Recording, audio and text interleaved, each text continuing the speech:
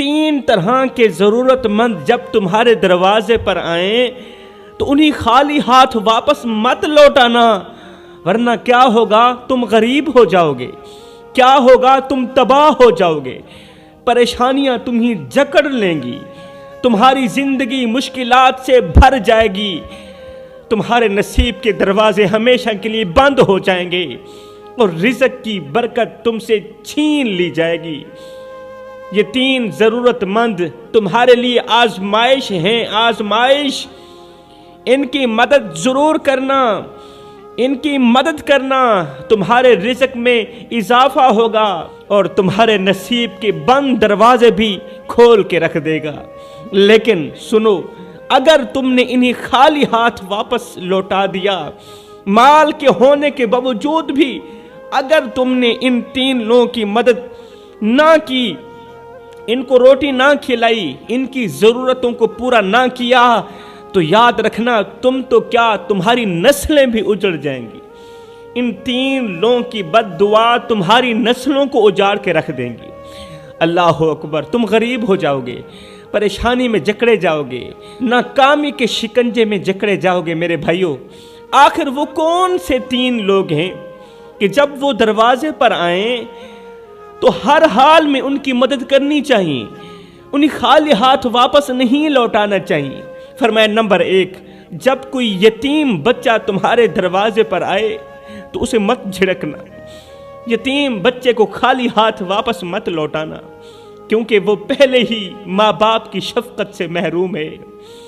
اس کے دل میں ایک ایسا خلا ہے جسے کوئی نہیں بھر سکتا، جس خلا کو دنیا کی کوئی بھی چیز، مہنگی سے مہنگی چیز نہیں بھر سکتی۔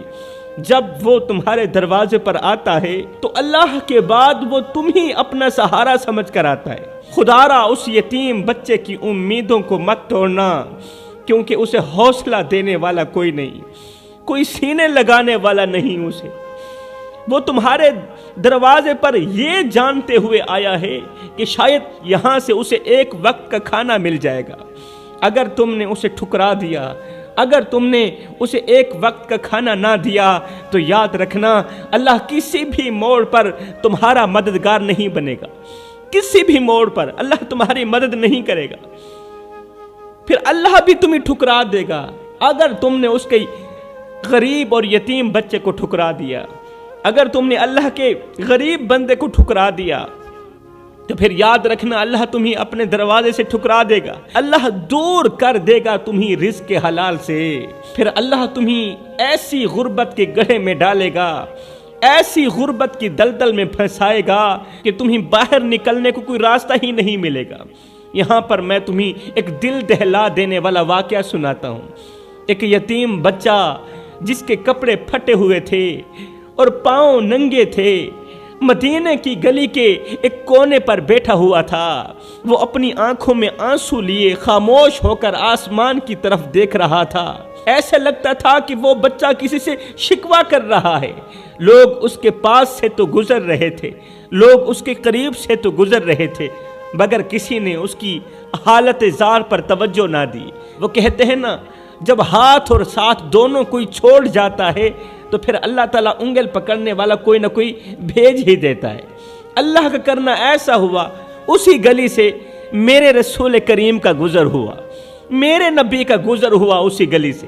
جب میرے نبی نے اس بچے کو دیکھا تو آپ فوراً کریم آقا رک گئے، اس بچے کے پاس گئے، اس بچے کے پاس گئے اور اس انداز سے اس سے پوچھا جس طرح ایک ماں توتلی زبان سے اپنے ننھے بچے سے اس کے رونے کی وجہ پوچھتی ہے، جس طرح ایک ماں توتلی زبان سے، توتلے لہجے سے اپنے ننھے سے بچے سے اس کے رونے کی وجہ پوچھتی ہے نا، تو میرے رسول کریم نے بھی بچے سے کچھ اس طرح پوچھا، توتلے انداز میں، پیارے لہجے میں پوچھا۔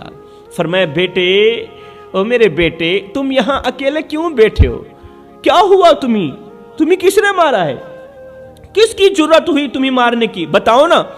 بچے نے سر جھکاتے ہوئے کہا، یا رسول اللہ، میرے ماں باپ دنیا سے چلے گئے ہیں۔ بچے نے سر جھکایا اور دکھ بھرے لہجے میں کہا، یا رسول اللہ، میرے ماں باپ دنیا سے چلے گئے۔ جن کے سر سے ماں باپ کا سہارا چھین لیا جائے پھر انہیں یتیموں کی سی زندگی گزارنی پڑتی ہے۔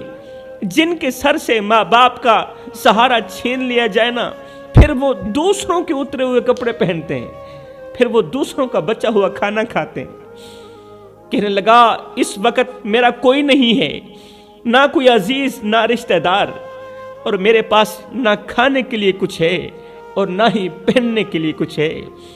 میں دن بھر بھوکا رہتا ہوں اور رات کو جب نیند آتی ہے تو مسجد کے قریب جا کر سو جاتا ہوں۔ میرے رسول کریم صلی اللہ علیہ وسلم اس بچے کی توتلی باتیں سن بھی رہے تھے اور ساتھ میں رو بھی رہے تھے۔ بچے نے مزید کہا، یا رسول اللہ، میں آسمان کی طرف دیکھ کر روتا ہوں، اپنے آنسو بہاتا ہوں کہ شاید اللہ میری فریاد سن لے۔ میں ہر رات یہی سوچتا ہوں کہ فلاں کا باپ بھی زندہ ہے، پوری رات میری یہ سوچنے میں گزر جاتی ہے کہ فلاں کا باپ بھی زندہ ہے، فلاں بچے کی ماں بھی اس کے پاس ہے، فلاں کی ماں بھی زندہ ہے، لیکن میرا باپ مجھے چھوڑ کر کیوں چلا گیا؟ میری ماں مجھے چھوڑ کر کیوں چلی گئی؟ میری ماں مجھے تنہا کیوں چھوڑ گئی؟ کیا میں نے اللہ کا کوئی ایسا گناہ کیا تھا؟ میں نے اللہ کا کیا بگاڑا تھا؟